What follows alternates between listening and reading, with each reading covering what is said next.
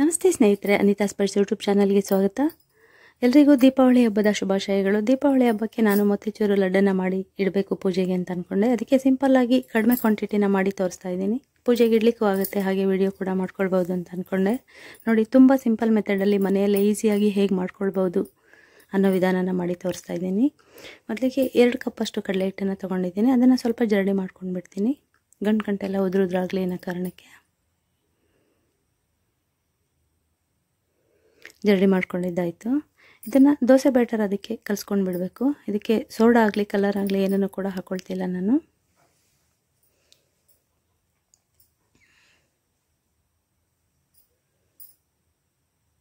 ವಿಸ್ಕಲ್ಲಾದರೂ ಕಲಿಸ್ಕೊಳ್ಬೋದು ಅಥವಾ ಕೈಯಲ್ಲೂ ಕೂಡ ಕಲಿಸ್ಕೊಳ್ಬೋದು.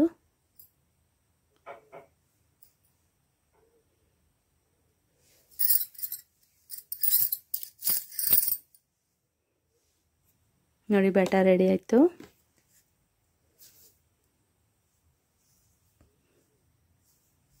ಗಂಟಿಲ್ದಂಗೆ ನೀಟಾಗಿ ಬೀಟ್ ಮಾಡ್ಕೊಳ್ಬೇಕಷ್ಟೆ. ಚೆನ್ನಾಗಿ ರೆಡಿಯಾಗಿದೆ. ಈಗ ಇದನ್ನು ಫ್ರೈ ಮಾಡ್ಕೊಳ್ಬೇಕು. ಆದರೆ ಯಾವ ರೀತಿಯಲ್ಲಿ ಮಾಡ್ತೀವಿ ಮನೆಯಲ್ಲಿ ಅದೇ ಥರ ಚಿಕ್ಕದಾಗಿ ಬೂಂದಿ ಬರೋ ಅಂಥ ಜರಡಿ ಇಲ್ಲ ಅಂದರೆ ಅನ್ನೋ ಕಾರಣಕ್ಕೆ ವಿಧಾನನ ತೋರಿಸ್ತಾ ಇದ್ದೀನಿ. ಮೊದಲಿಗೆ ಒಂದು ಪ್ಲಾಸ್ಟಿಕ್ ಕವರ್ನ ತೊಗೊಂಡಿದ್ದೀನಿ. ಅದಕ್ಕೆ ಆ ಬ್ಯಾಟರ್ನ ಸುರ್ಕೊಳ್ತಿದ್ದೀನಿ. 2 ವಿಧಾನನೂ ತೋರಿಸ್ತೀನಿ. ಯಾವಾಗಲೂ ಅಪರೂಪಕ್ಕೆ ಮಾಡೋ ಅಂಥ ಲಡ್ಡುಗೆ ನಾವು ಆ ಥರದ ಜಾಲರಿ ಎಲ್ಲ ಇಟ್ಕೊಂಡಿರಲ್ಲ ಅಲ್ವ, ಅದಕ್ಕೋಸ್ಕರ.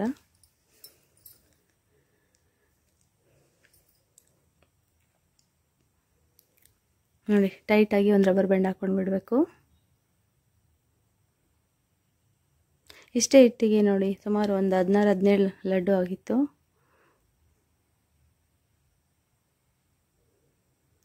ರೆಡಿ ಆಯಿತು. ಈಗ ಎಣ್ಣೆ ಕಾಯಿಸ್ಲಿಕ್ಕೆ ಇಟ್ಕೊಳ್ತೀನಿ.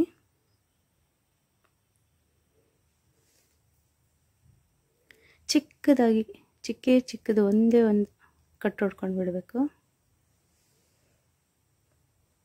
ಈ ವಿಧಾನದಲ್ಲಿ ಕೂಡ ಮಾಡ್ತಾರೆ, ಹಾಗಾಗಿ ಈ ವಿಧಾನದಲ್ಲಿ ಒಂದು ಸಾರಿ ತೋರಿಸ್ತೀನಿ ನೋಡಿ. ತೆಳುಗೆ ಬಿಡೋದ್ರಿಂದ ತುಂಬ ಬೇಗನೆ ಫ್ರೈ ಆಗುತ್ತೆ. ಜಾಸ್ತಿ ಓವರ್ ಫ್ರೈ ಆಗೋಕ್ಕೆ ಬಿಡ್ದೇನೆ ನೋಡ್ಕೊಂಡು ಚೆನ್ನಾಗಿ ಈ ಥರ ತಿರುಗಿಸ್ತಾ ಇರಬೇಕು. ಬೇಗನೆ ಎತ್ಬಿಡಬೇಕು, ಕಲರ್ ಚೇಂಜ್ ಆಗಬಾರ್ದು.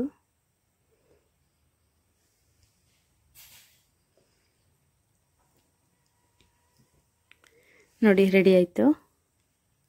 ಫ್ರೈ ಆಗಿರೋದನ್ನ ತಗೊಳ್ತಿದ್ದೀನಿ.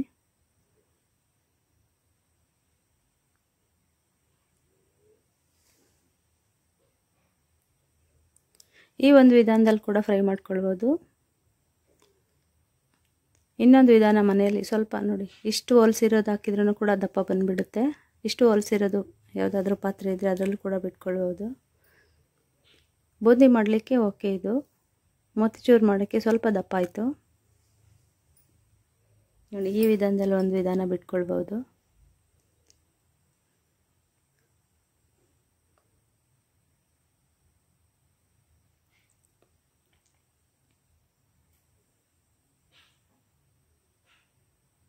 ಈ ಮೋತಿಚೂರು ಲಡ್ಡು ಅಂದರೆ ತುಂಬಾ ಕಷ್ಟ. ಅದನ್ನು ಯಾರು ಮಾಡ್ತಾರಪ್ಪ ಅಂತ ತುಂಬ ಜನ ಸ್ಕಿಪ್ ಮಾಡೋದು.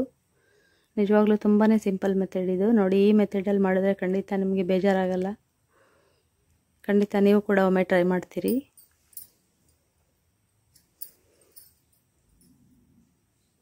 ಅದಷ್ಟನ್ನು ಒಂದೇ ಒಂದು ರೌಂಡ್ ಸಣ್ಣ ಜಾರಲ್ಲಿ ಹಾಕಿ ಕ್ರಷ್ ಮಾಡ್ಕೊಳ್ತೀನಿ.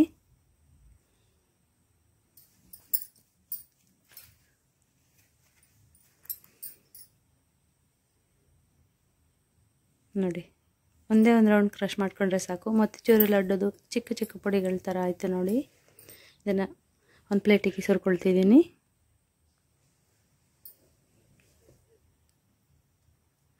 ಬೂಂದಿ ಕಾಳು ರೆಡಿ ಆಯಿತು. ಈಗ ಒಂದು ಪಾಕ ರೆಡಿ ಮಾಡ್ಕೊಂಡು ಬಿಡೋಣ. 1 ಕಪ್ಪಷ್ಟು ಸಕ್ಕರೆನ ತೊಗೊಂಡಿದ್ದೀನಿ. 2 ಕಪ್ ಹಿಟ್ಟಿಗೆ ಹಾಗೆ 1 ಕಪ್ ನೀರನ್ನು ಹಾಕ್ಕೊಂಡಿದ್ದೀನಿ ಪಾಕ ಕಾಯಿಸ್ಕೊಳ್ಳಿಕ್ಕೆ.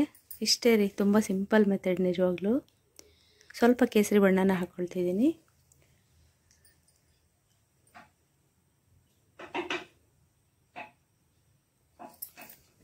ನೀಟಾಗಿ ಒಂದೇಳೆ ಪಾಕ ಬರೋವರೆಗೂ ಕಾಯಿಸ್ಕೊಳ್ಬೇಕು. ನಾನು 2 ಏಲಕ್ಕಿನ ಜಜ್ಜಿ ಹಾಕ್ಕೊಳ್ತಿದ್ದೀನಿ ಫ್ಲೇವರ್ಗೋಸ್ಕರ.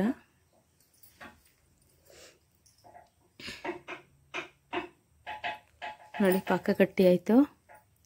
ಕರೆಕ್ಟಾಗಿ ಒಂದೇಳೆ ಪಾಕ ಬರೋವರೆಗೂ ಕುದಿಸ್ಕೊಳ್ಬೇಕು.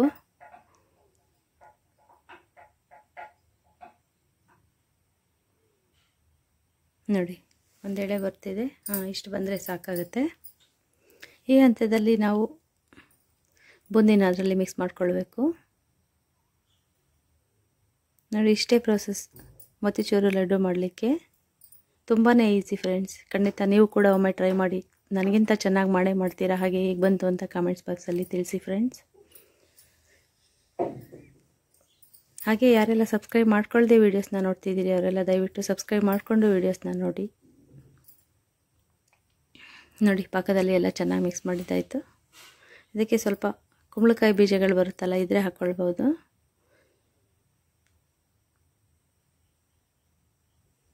ಎಲ್ಲ ಚೆನ್ನಾಗಿ ಮಿಕ್ಸ್ ಮಾಡ್ಕೊಂಡಿದ್ದೀನಿ. ಪಾಕ ಅದಕ್ಕೆಲ್ಲ ಮಿಕ್ಸ್ ಆಗೋ ಥರ. ನಾನೀಗ ಸ್ವಲ್ಪ ಕುಂಬಳಕಾಯಿ ಬೀಜನ ಸೇರಿಸ್ಕೊಳ್ತಿದ್ದೀನಿ.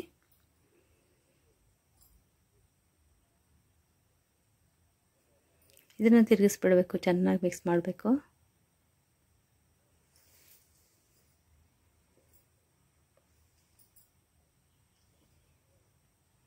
ನೋಡಿ ರೆಡಿ ಆಯಿತು. ಸಕ್ಕರೆ ಪಾಕ ಅಲ್ವಾ, ತುಂಬಾ ಬಿಸಿ ಇರುತ್ತೆ. ಹಾಗಾಗಿ ಒಂದು ಪ್ಲೇಟಲ್ಲಿ ಹರಡಿ ಇಡಬೇಕು. ಸ್ವಲ್ಪ ತಣ್ಣಗಾಗಬೇಕಲ್ಲ, ಅದಕ್ಕೋಸ್ಕರ.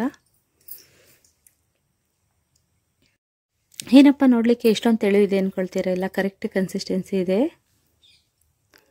2 ನಿಮಿಷ ತಣ್ಣಗಾದ ನಂತರ ನಿಜವಾಗ್ಲೂ ಅದೇನೇ ಸ್ವಲ್ಪ ಗಟ್ಟಿಯಾಗಿಬಿಟ್ಟಿರುತ್ತೆ. ಕರೆಕ್ಟ್ ಹದ ಇದು. ಇದೇ ಕನ್ಸಿಸ್ಟೆನ್ಸಿಯಲ್ಲೇ ನೀವು ಕೂಡ ಮನೆಯಲ್ಲಿ ಸ್ವಲ್ಪ ಪ್ರಮಾಣದಲ್ಲಿ ಟ್ರೈ ಮಾಡಿ ಫ್ರೆಂಡ್ಸ್. ನಿಜವಾಗ್ಲೂ ತುಂಬ ಚೆನ್ನಾಗಿ ಬರುತ್ತೆ.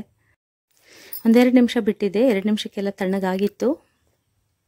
ತುಂಬ ಮಳೆ ಬೇರೆ ಬರ್ತಿದೆಯಲ್ಲ, ನೋಡಿ ಸ್ವಲ್ಪ ಹಾರ್ಡಾಗಿಯೇ ಕಾಣಿಸ್ತಿದೆ. ಅದಕ್ಕೆ 1 ಸ್ಪೂನಷ್ಟು ತುಪ್ಪನ ಹಾಕ್ಕೊಂಡಿದ್ದೀನಿ. ನೋಡಿ ಗಟ್ಟಿಯಾಗಿಬಿಟ್ಟಿದೆ. ಈಗ ಸ್ವಲ್ಪ ಅದಕ್ಕೆ ನಾದ್ಕೊಳ್ತಿದ್ದೀನಿ ತುಪ್ಪ ಹಾಕ್ಕೊಂಡು. ಬೇಕ್ರಿಯಲ್ಲಿ ಸಿಗೋದೆಲ್ಲ ತುಂಬ ತುಪ್ಪ ಹಾಕಿರ್ತಾರೆ, ಹಾಗಾಗಿ ಜಿರಿ ಅಂತಿರುತ್ತೆ. ನಾವು ಸ್ವಲ್ಪ ಸ್ಟಿಫಾಗಿಯೇ ಕಟ್ಕೊಂಡಿದ್ದೀನಿ.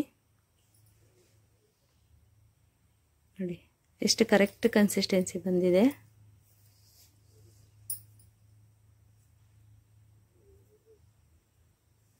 ಸೂಪರ್ ಆಗಿರೋಂಥ ಮೋತಿಚೂರ್ ಲಡ್ಡು ರೆಡಿ ಆಯಿತು. ನೋಡಿ ಎಷ್ಟು ಚೆನ್ನಾಗಿ ಬಂದಿದೆ. ಟೇಸ್ಟು ಕೂಡ ಸೂಪರಾಗಿತ್ತು.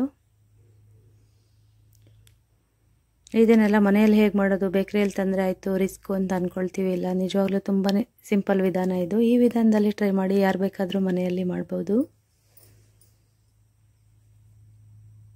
ಇದೇ ಥರ ಚಿಕ್ಕ ಚಿಕ್ಕ ಉಂಡೆಗಳಾಗಿ ಎಲ್ಲನೂ ಕಟ್ಕೊಳ್ಬೇಕು.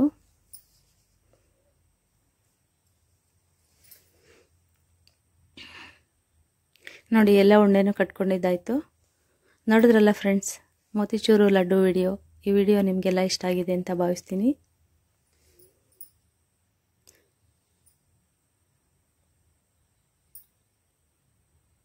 ತುಂಬಾ ಚೆನ್ನಾಗಿ ಬಂದಿದೆ. ಹಾಗಿದ್ರೆ ಮೋತಿಚೂರು ಲಡ್ಡು ವಿಡಿಯೋ ನಿಮಗೆಲ್ಲ ಇಷ್ಟ ಆಗಿದೆ ಅಂತ ಭಾವಿಸ್ತೀನಿ. ಇಷ್ಟ ಆಗಿದ್ರೆ ನನಗೊಂದು ಲೈಕ್ ಕೊಟ್ಟು ನನ್ನ ಚಾನಲ್ನ ಸಬ್ಸ್ಕ್ರೈಬ್ ಮಾಡ್ಕೊಳ್ಳಿ ಸ್ನೇಹಿತರೆ. ಧನ್ಯವಾದಗಳು.